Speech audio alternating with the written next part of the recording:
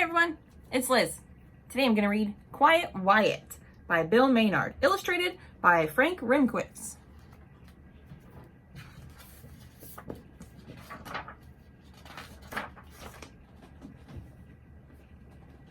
The big kids on Wyatt Street were building a model plane. Wyatt said, "I'd like to fly it." But the big kids said, "Quiet Wyatt, you're not old enough to fly a plane."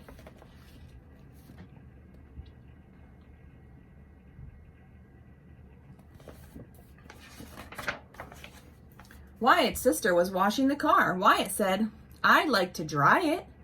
But his sister frowned and said, "Quiet Wyatt, you're not big enough to dry a car." Wyatt just wants to help. She's not letting him.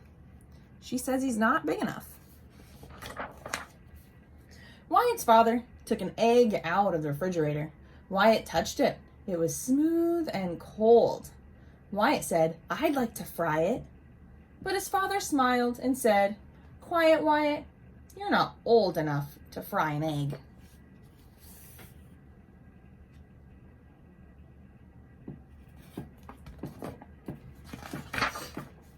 On Saturday, when Wyatt's family took a walk downtown, Wyatt saw a puppy in the pet store window.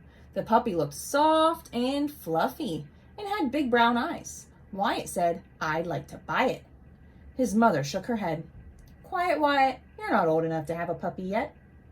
First Wyatt was sad, then Wyatt was angry. "Nobody will listen to me," he thought. "Nobody thinks that I'm big enough or old enough to do anything, but I'll change their minds." He really wants that puppy, but Mom said no.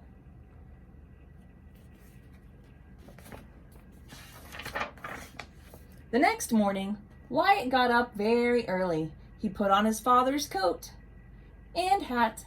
He picked up his father's briefcase and went outside. "I'm Wyatt," he shouted. "Someday I'll be the biggest kid on the street."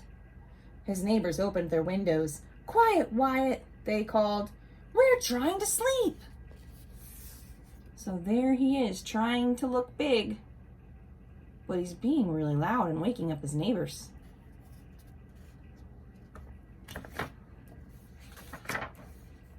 That afternoon, when all the big kids went to a football game, Wyatt followed them. During a timeout in the game, Wyatt ran onto the field. "I'm Wyatt," he shouted, "and someday I'm going to be big enough to kick a football all the way up to the sky."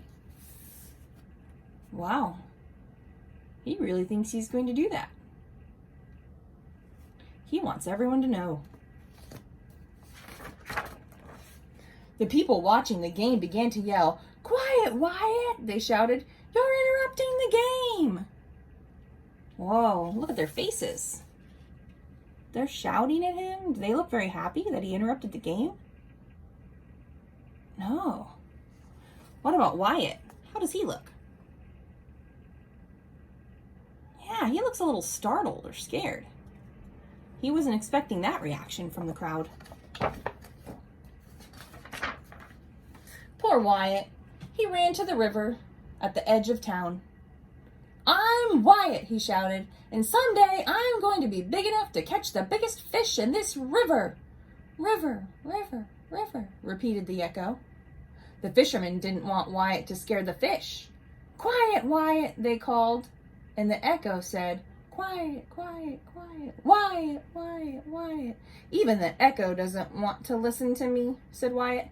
"Nobody wants to listen to me, so why should I say anything at all?" And from then on, Wyatt was quiet.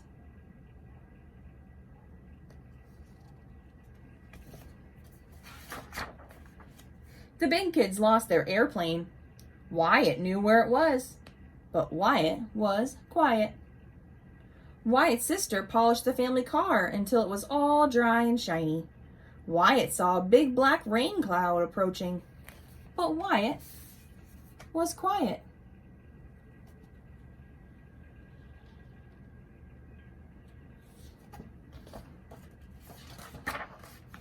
Wyatt's father left an egg on the kitchen counter. Wyatt saw it start to roll toward the edge, but Wyatt was quiet. Splat. The mailman drove up. When he got out of his truck, he was carrying all the mail for Wyatt's whole street. Wyatt saw that the mailman's shoelaces were untied, but Wyatt was quiet. Crash!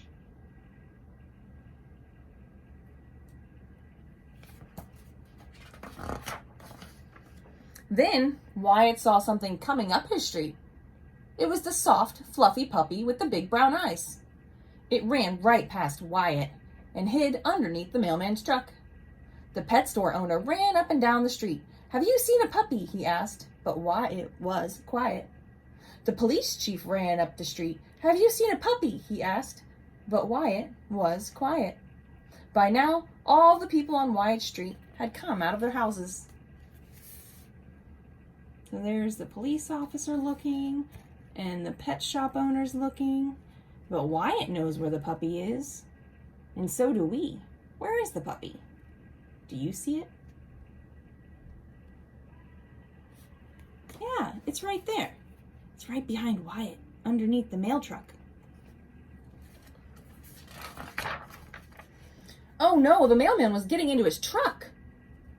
Wyatt wanted to be quiet, but he was so afraid that the puppy might get hurt by the truck that he just couldn't keep quiet any longer. "The puppy's hiding under the mailman's truck!" Wyatt shouted. Quickly, the mailman got out of his truck. Wyatt crawled under the truck and saved the puppy. Then the pet store owner took the puppy back to the pet store, and Wyatt waved goodbye. "It's a good thing that Wyatt said something," one of the neighbors remarked, and all the people on Wyatt Street agreed. So there he let everyone know where the puppy was, under the truck, and he crawled under and saved it.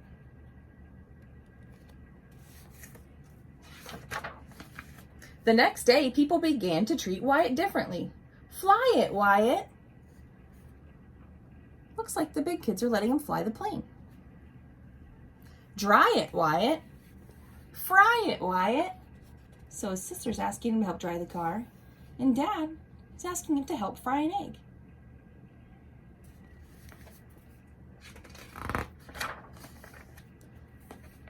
On Saturday, when Wyatt and his family took a walk downtown, Wyatt couldn't wait to see the puppy in the pet store window. And the puppy jumped up and down because it was so glad to see Wyatt.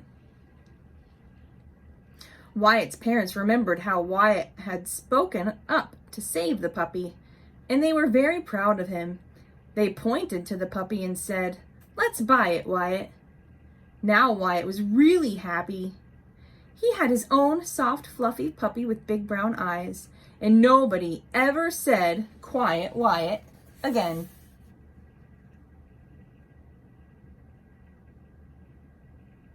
Look how happy he looks with that puppy.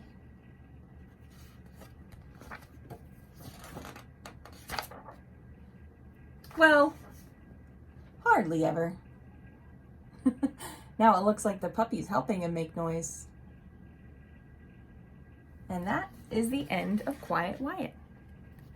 Thanks for reading with me. Until next time, see ya.